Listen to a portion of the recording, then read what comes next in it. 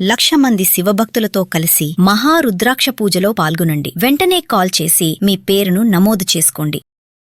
రాజకీయ పదవులు నిజంగా దీనికోసం అందులో ఒక పదవి రావాలి అని చెప్పి ఎంతో మంది ఎన్నో లక్షలు కోట్లు డబ్బులు ఖర్చు పెట్టి రకరకాలుగా ప్రయత్నాలు చేస్తారు. కానీ అంత ఈజీగా రావు. నిజంగా ఒక రాజకీయ పదవి ఆ కోరిక తీరాలి అంటే ఏం చేయాలి? అది సాధ్యమా? ఏమన్నా చేస్తే ఖచ్చితంగా పదవి వచ్చే అవకాశం ఉందా? ఎందుకంటే మన తమిళనాడు విజయ్ గారు సీఎం అయ్యేసరికి అందరికీ అదొక ఏమంటారు వింత, అంటే ఒక్కసారిగానే సీఎం అయిపోయారు.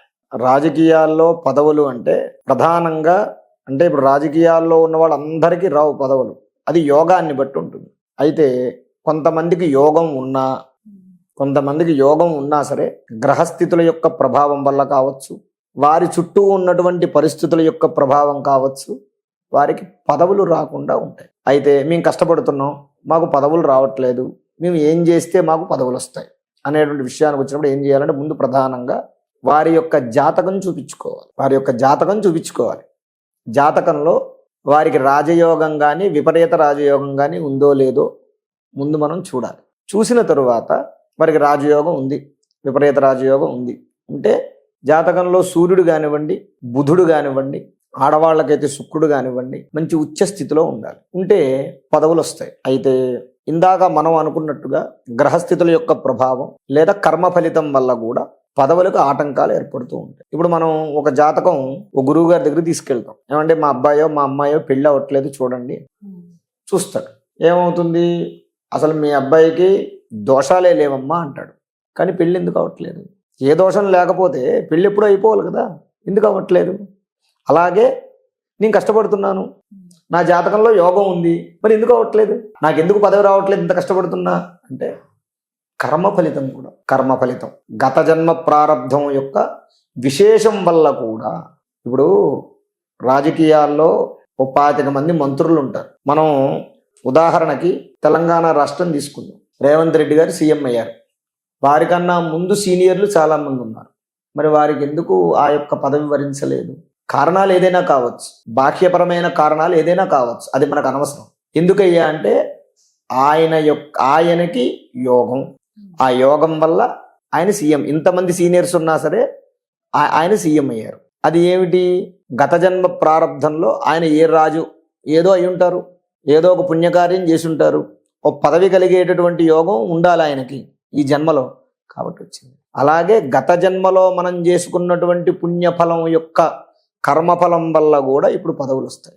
జాతకం వల్ల ఓ 50%, కర్మఫలం వల్ల ఒక 50% రావాలంటే ఏం చేయాలి? ఇప్పుడు మా జాతకం బాగుంది, రాజయోగం ఉంది, విపరీత రాజయోగం ఉంది, అయినా మేము కష్టపడుతున్నాం, అయినా సరే పదవులు రావట్లేదు, ఏం చేయాలి అని అంటే దీనికి రాజకీయాలలో ప్రధానంగా జనాకర్షణ కలిగి ఉండాలి. జనాకర్షణ అనేది లేకపోతే నువ్వు ఎన్ని డబ్బులు పెట్టినా, నువ్వు ఎంత శ్రమ చేసినా, ఎంత సేవ చేసినా సరే నీకు పదవి అనేది రాదు. ముందుగా ప్రప్రథమంగా జనాకర్షణ కావాలి అంటే గత వీడియోల్లో మనం చెప్పుకున్నట్టుగా గణపతిని ఆరాధన చెయ్యాల్సిందే, గణపతి మంత్రాన్ని ఉపాసన చెయ్యాల్సిందే.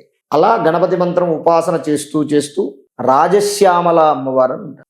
అమ్మవార్లలో దశమహావిద్యల్లో ఈ రాజశ్యామల అమ్మవారు ఎవరయ్యా అంటే లలితా త్రిపుర సుందరి అమ్మవారు యొక్క మంత్రి ఈ రాజశ్యామలాదేవి. ఈ రాజశ్యామలాదేవి యొక్క ఉపాసన ఎవరైతే చేస్తారో వారికి పదవులు కలుగుతాయి, 100% పదవులు కలుగుతాయి. గతంలో ఇప్పుడు పెద్ద పెద్ద పదవుల్లో ఉన్నటువంటి వాళ్ళందరూ కూడా వాళ్ళ జీవితంలో ఒక్కసారైనా సరే ఆ రాజశ్యామల హోమం చేయించుకునే ఉంటారు, చేయించుకోకుండా అయితే ఉంటారు. లేదు వచ్చిన అంటే వాళ్ళ యొక్క గత జన్మలో ఉన్నటువంటి పుణ్య ప్రారంధం వల్ల వాళ్ళకి పదవి వచ్చినా ఆ పదవిని నిలబెట్టుకోవడం కోసమైనా సరే ఆ రాజశ్యామల హోమం చేయించుకుంటారు.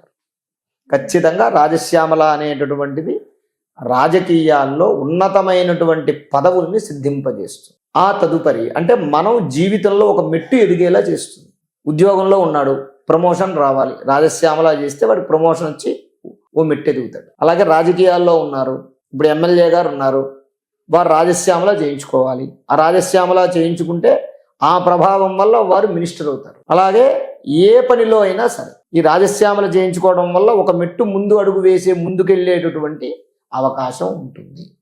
అలా రాజకీయాల్లో పదవులు రావాలి అని అంటే జనాకర్షణ కోసం గణపతిని ఆరాధన చెయ్యాలి, పదవుల కోసం రాజశ్యామల అమ్మవారిని ఆరాధన చేయాలి. ఈ రెండూ గనక చేస్తే విశేషమైనటువంటి ఫలితం కలిగి మంచి పదవులు, అంటే వారి యొక్క తాహతకి వారి యొక్క శక్తికి సరిపోయేటటువంటి పదవులు ఆ యోగం, ఆ అమ్మవారు, ఆ వినాయకుడు తప్పనిసరిగా వాళ్ళకి ఇస్తారు. అంటే ఇప్పుడు మీరు అన్నట్లు ఖచ్చితంగా ఈ పదవిలో ఉన్న వాళ్ళందరూ చేసే ఉంటారు. ఖచ్చితంగా చేసే ఉంటారు. ఒక్కసారైనా చేయకుండా ఉన్నవాళ్ళు ఎవరు ఉండరు, ఖచ్చితంగా చేసి ఉంటారు. దీంతో పాటు అదృష్టం కూడా అంటే ఇలాగే వరిస్తుంది గురుగారు. అంటే ఎందుకంటే ఇప్పుడు తమిళనాడులో విజయ్ గారి గురించి మాట్లాడుకుంటే అమ్మా ఒక్కసారిగానే అయ్యారు కదా సీఎం. అదే అమ్మా, అలా ఒక్కసారిగా అయిన వాళ్ళు ఎన్టీ రామారావు గారు కూడా ఉన్నారు, ఎంజేఆర్, ఎన్టీఆర్ వీళ్ళందరూ కూడా ఒక్కసారిగానే అయ్యారు. వాళ్ళకి యోగం యోగం యోగం ఉన్నవాడిని ఎవడూ మార్చలేడు. కానీ యోగం ఉన్నా సరే దాన్ని నిలబెట్టుకోవటం కోసమైనా సరే ఖచ్చితంగా రాజశ్యామలు చేయాల్సిందే. ఇప్పుడు ఎన్టీ రామారావు గారు ఉన్నారు, 9 నెలల్లో ఆయన సీఎం అయిపోయారు.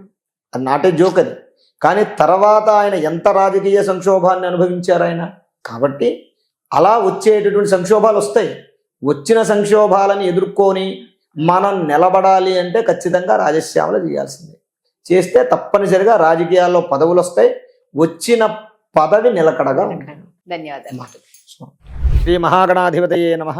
ఆరోగ్యము, ఐశ్వర్యము, ఆనందము, ఆర్థిక లాభం ఇవన్నీ కలగాలంటే ఆగస్టు 11వ తారీఖు మంగళవారం రోజున మేము నిర్వహించేటటువంటి 1,00,000 రుద్రాక్షల పూజలో పాల్గొనండి. పరమేశ్వరుడి యొక్క అనుగ్రహం వల్ల సర్వ విధములైనటువంటి కష్టాలు నివారణమై ఐశ్వర్యాలు కలుగుతాయి. 1,00,000 రుద్రాక్ష పూజలో పాల్గొనేటటువంటి వారు స్క్రీన్ మీద స్క్రోల్ అవుతున్నటువంటి నంబర్లకు కాల్ చేసి రిజిస్ట్రేషన్ చేసుకోగలరు.